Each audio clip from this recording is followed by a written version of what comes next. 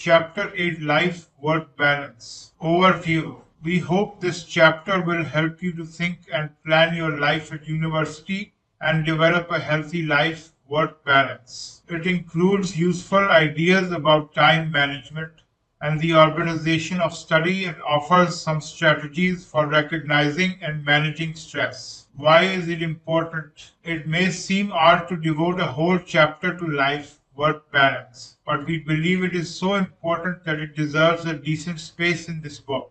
Many students we have worked with have found it difficult to achieve a balance between their studies, work, and their personal life. In fact, many of our colleagues have similar problems. It may also be a new experience for you to have to balance work and life in a self-directed way, perhaps because teachers, parents, or employers have done this for you in the past. What follows are some suggestions for how this might be achieved and also some suggested issues to think about which may be important. You have chosen to study medicine, which is one of the more demanding university courses, and you will certainly have to work hard and devote a reasonable amount of time to it. However, the key word is reasonable. Study should not normally become overwhelming or all-consuming and must be balanced against other life activities such as having fun, family, friends, sport, hobbies, etc. Consider what you might think about a doctor who worked all the time and had no downtime. Would you think they had a balanced view of life? Conversely, if you are the sort of person who has done very little study in the past and have relied on a good memory and cramming before exams to get through, this learning strategy will not work for long at medical school as there is just too much to remember after a while. Again, consider what you might think about a doctor who studied very little or who spent the minimum amount of time updating their knowledge or skills. Would you think they had a balanced view of life? And would you trust them with your own health? Over an average week, you should aim to be working approximately 1.5 hours each evening, plus 3-4 hours each weekend. This sounds a lot, but is only just over 10 hours per week. These hours may increase around exam times or just beforehand in dates for particular pieces of work, but in the main should not vary greatly. Some people find it easier to work in the library before going home. I stay on after lectures or case studies and go to the library around 5 p.m. after a snack. I work until 6:30 and then go home. The rest of the evening is mine then, and I can go out, watch TV, or play computer games without feeling guilty about the work. Jonathan, first-year student. As a developing health professional, it will be up to you to ensure that there is harmony in your life so that your body, mind, and studies are in balance. And if they are not, that you are able to ask for help when necessary. More about this later. Time management. Have you noticed that we all have the same amount of time, but that some people use it better than others? Can you think of someone who seems to be organized and always hits deadlines? The chances are that he is good at time management. Developing good time management skills can literally set you free to concentrate on what really matters in your life by helping to manage all the competing demands on your time in an effective way. Time management skills can be learned and are not necessarily something you are born with, and getting into good time management habits now will serve you for the rest of your life, both professionally and personally. Ask yourself some questions. Do you feel overwhelmed by the amount of studying work you have to do? Do you have difficulty finding lecture notes, handouts, etc. when you need them? Are you often behind with paying bills, doing your laundry, renewing library books, etc.? Do you find it difficult to find a clear space to study in your room, flat? Do you ever find days or weeks slip by without your having achieved anything concrete? Do you spend lots of time making perfect notes that would win the Booker Prize, or record lectures that you never actually listen to again? Do you leave study work until the last minute and then stay up all night to complete it? If you have answered yes to a few of these, then you probably need to work on your time management skills. It will take practice, but these skills quickly become embedded in everyday life until you forget about them completely. It hit me when I had missed deadlines for 3 assignments, owed library fines of over £15 and couldn't face the mess in my room anymore that something had to be done. Something had to change. I was always trying to catch up with everyone else. Shabna, second year student. So, how effective are you at managing your time? Most of us are unaware of the things that take up our time and find it difficult to recall all the things we do each day. To really see what you do with your time over the next week, fill in an activity sheet for each day, roughly recording the time you do things, what they are, and how long they take. At the end of each day, put a value against each activity. High value activities are those that are highly essential and must be completed or progressed substantially during the day. They are activities that are directly related to your core study, work objectives, and are critical to progress. Examples: current problem-based learning or case-based learning, or work which has an imminent deadline, preparation or research for the next day, exam or revision planning, etc. Medium value activities are less essential activities that it is still preferable but less critical to complete or progress substantially during the day. These have to be completed, but the time element is less important as the impact on overall study work objectives is less. Examples: deadlines for the following week, month, more long-term projects, research, preparation for medium-term work. Low value activities are non-essential activities that have a minor impact on your study, work objectives, and can be done when time allows or given to someone else. Examples: rewriting lecture notes so they are neat or redrawing diagrams until they are perfect. Organizing the cricket club fixtures for next year. Browsing the internet with no specific search objectives or projects with no deadlines. Interruptions by phone, email, or callers. Table 8.1 Activity Sheet.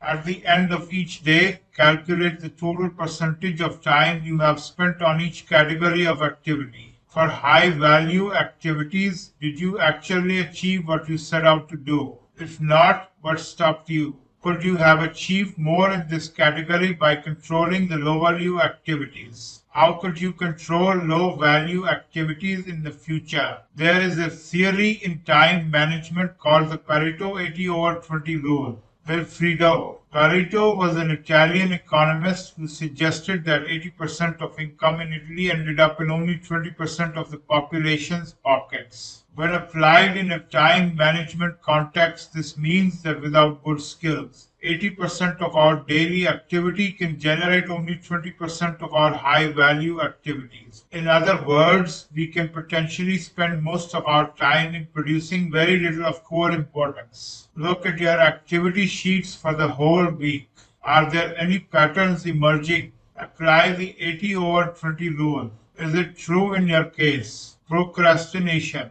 A common cause of putting off important or high value activities is something called procrastination, that is, putting things off that you should be doing right now. Often procrastinators can't see the difference between urgent activities and important activities. For example, you have been working on an assignment for the past week and are spending the afternoon writing up your research and findings ready to hand it to your tutor tomorrow. The president of the student union rings to ask you to book a room and refreshments for the meeting that is due to be held that evening in the union building. She has forgotten to do it herself and can't get away from a lecture. You agree to do it even though you know it will take ages and you won't finish your assignment. This is an urgent situation, but it is important. Weigh up the importance of handling your assignment on time or having a room and refreshments for a meeting.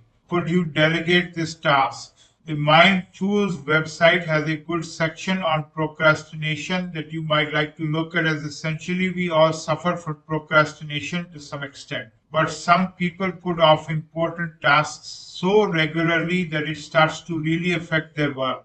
They may work long hours but concentrate on the wrong tasks. Some common causes of procrastination are feeling overwhelmed by the task you are supposed to be doing, feeling unconfident about your ability to do the task, and so getting on with something you can do well, waiting until you feel in the mood to tackle the task, fearing you will fail at the task, feeling you don't know how to organize the task, allowing perfectionism to get in the way.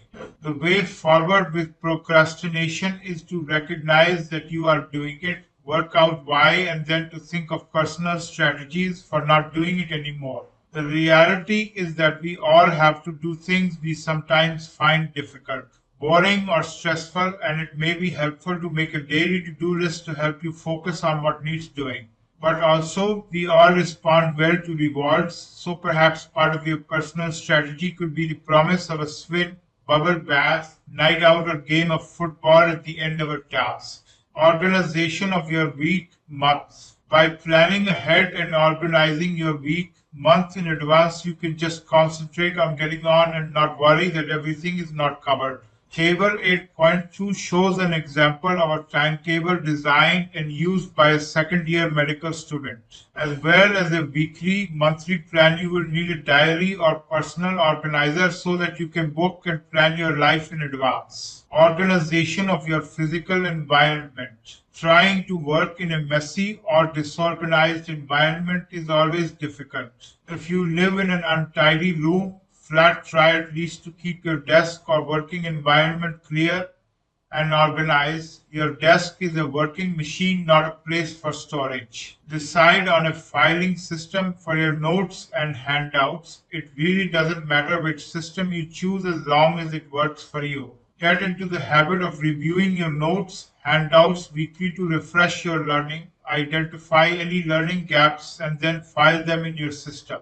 We think Saturday morning is a good time to do this as it signals the end of the learning week and allows a bit of unpressured time to review, plan, and organize. You will revisit these notes many times over the next 4-5 years, so it will save time and energy to organize them right from the beginning. This way you get into the habit of regular review, which means you are revising as you go along and don't have to panic near exam times. Table 8.2 Weekly Timetable Planner. 21. The 27th of January. Monday morning PBL tutorial. Afternoon lectures. Evening 5.00. 6.30 study in library 8.00. 9.00 yoga. Tuesday morning clinical communication skills workshops. Afternoon work on PBL, evening 5.00, 6.30 library, prepare for GP visit dermatology. Wednesday morning, GP visit, afternoon, swim 3.30 dentist, evening 5.00, 6.30 library work on PBL and write up reflection on GP visit. Thursday morning PBL tutorial, afternoon lectures, evening 5.00, 6.30 clinical communication skills practice with Michael and Kim. Friday morning expert forum, afternoon lectures, evening pizza and a film. Saturday morning lie in 10.00, 12.00, go over the week's lecture notes and PBL notes. File them. Afternoon, washing, cooking, shopping, etc. Sunday morning, lie in. Afternoon, 4.00, 5.30, prepare for next week.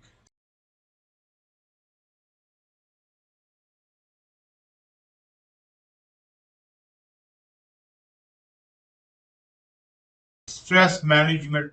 With a good balance of work and play in your life, there shouldn't be too much stress to manage, particularly if you are organizing your time effectively. Once you have a good time management plan going, things tend to run smoothly in the main. Stress is part of modern life, and to some extent is good for us, helping and challenging us to perform at a high level. Stress levels fluctuate depending on what we are doing, and we need to be aware of them so that we can intervene if they get too high. There are many causes of stress: exams, deadlines, presentations, money, relationships, health, family, etc. It might be helpful to look at the physical response our bodies have to stress. The fight flight response. This primitive response was vital in the days when physical danger from wild animals and hostile tribes required us to either fight or run away from the danger. Of course, dangers still exist in modern society, and in order to cope with them, our bodies continue to produce adrenaline to support the fight flight response. Table 8.3 shows some of the physical changes that take place during this process. Stress and anxiety can trigger exactly the same fight flight response in our bodies. But unlike being chased by a bull, there is no natural end to the response, and so the adrenaline continues to circulate in our bodies, triggering a physical response. The stress anxiety cycle works as in figure 8.2. This circular motion continues unless we can break into the stress anxiety cycle to control the physical response, and this can be done very simply by deep breathing and relaxation. By slowing down our breathing and taking in deeper breaths, we can interfere with the messages being sent to the brain and therefore control the fight flight reflex. Look at the different physical effects stress and relaxation has on us. Exam figure 8.1. The stress student demonstrates the fight flight response.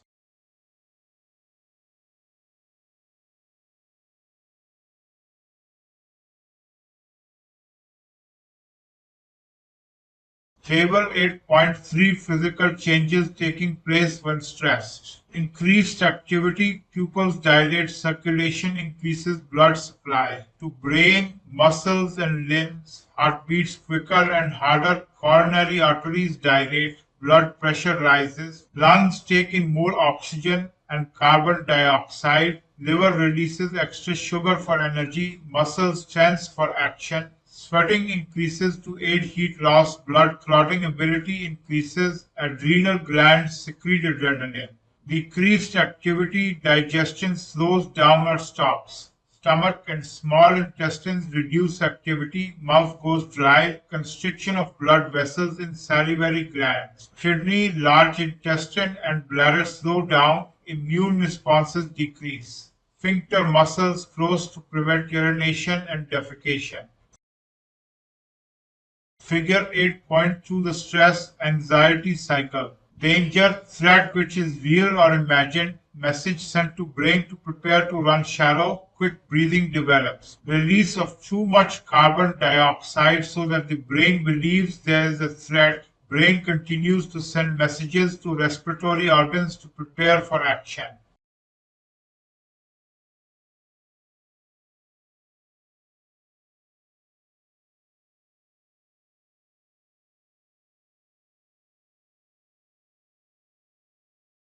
Table 8.4. The different physical responses of stress and relaxation. Stress response: up heart rate, up blood pressure, up breathing rate, up muscle tension, up sweating, up state of mental arousal, up adrenaline flow. Relaxation response: heart rate down, blood pressure down, breathing rate down, muscle tension down, sweating down, state of mental arousal down, adrenaline flow down. So deep, slow breathing and periods of relaxation are important for all of us, and we need to practice how to do them well. Relaxation needs to happen regularly during the day, and here is a simple exercise to try. Exercise: you can relax sitting in a chair, on the bus, train, or lying down. It can take just 5 minutes. Make sure you are feeling warm. Close your eyes and think consciously about your breathing. Take 3 deep in breaths, holding them in for a few seconds before exhaling.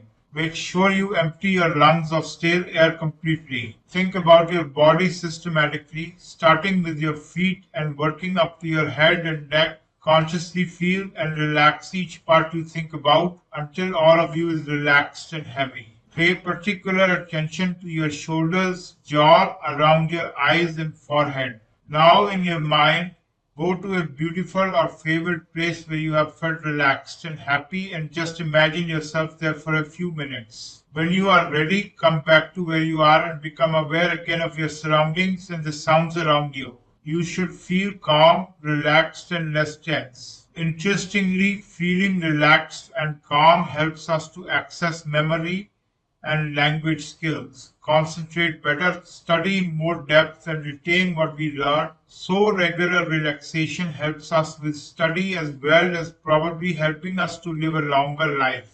Every time I even thought about exams, I started to feel ill. My mouth and throat closed up and my stomach churned until I thought I would be sick.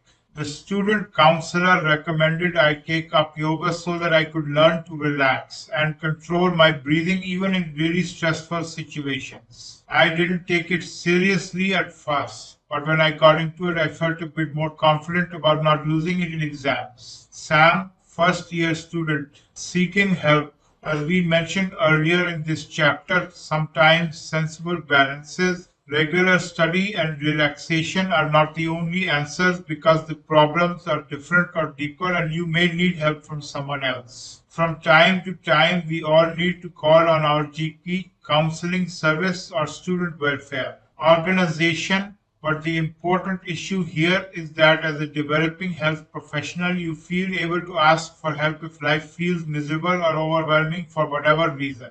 There is a difference between feeling anxious sometimes and feeling anxious all the time, or between feeling sad occasionally and feeling sad most of the time.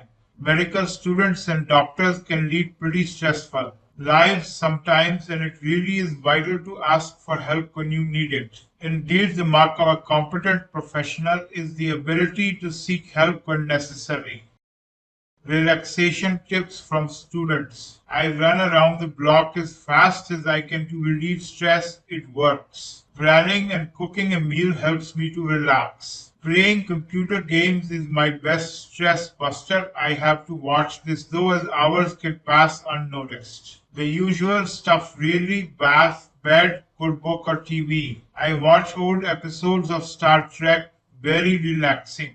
Going to the gym followed by a sauna. If I wake up at night feeling stressed, I get up, write down what is worrying me and any thoughts or solutions I am thinking about and then go back to sleep.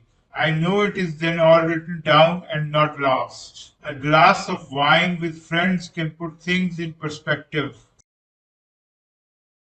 Summary: we have looked at the importance of achieving a balance between life and work in this section and suggested some strategies for achieving it. We have looked at planning study and leisure and recognizing procrastination as well as seeing the physical effects of stress and its management. We ended with relaxation tips from students. Achieving a balance between work and life is essential for the whole of professional life. Analyze how you use your time to see if you are effective. Planning and organizing your time literally sets you free. Make a study plan each week, month, and stick to it. Questions and answers. Hugh, I already had a degree when I started at medical school and thought that I knew how much time to devote to study. But my usual 2 or 3 evenings per week are just not enough, and I am only in the first year. Medicine does require more hours of study than most other degrees, and because it covers such a diverse array of subjects, needs a systematic approach. 10 hours a week of well-planned study is the average, with an effective filing system to manage information and notes. As you progress on the course, the nature of the study may change somewhat, particularly when you enter the clinical environment and are learning from patients. Hugh, I seem to spend every evening studying, although my flatmates go out and seem to do okay in exams. Maybe I am not as bright as them. This is a common concern, and to a certain extent we all worry that we are not clever or good enough. Interestingly, we have almost never found this to be the case when working with students. However, anxiety can often get in the way of effective study, and the key really is the quality of study rather than the quantity. Although we all have individual study habits, it may be helpful to look at your flatmates' study techniques to discover how they are able to balance their lives and still be successful in exams. See Chapter 2. This discusses methods for effective study. Hugh, I have to work on studies in one evening during the week to support myself at medical school.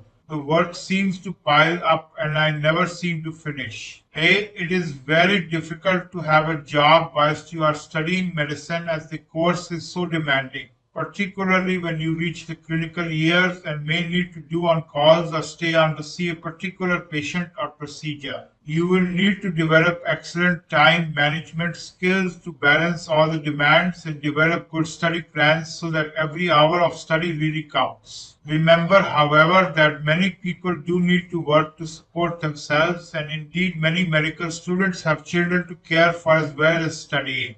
Be careful to ensure you are eating and sleeping properly and have one night a week when you can completely relax. Hugh, if I tell my tutor that I'm struggling, won't it count against me? A. Your tutors are involved in education because they want to help students to do well. Over the years, they have seen hundreds of struggling students and will be able to offer you good advice and support. Imagine you perform badly in an exam. If the medical school knows that you have identified a problem and that you are working to overcome it, this can only work in your favor.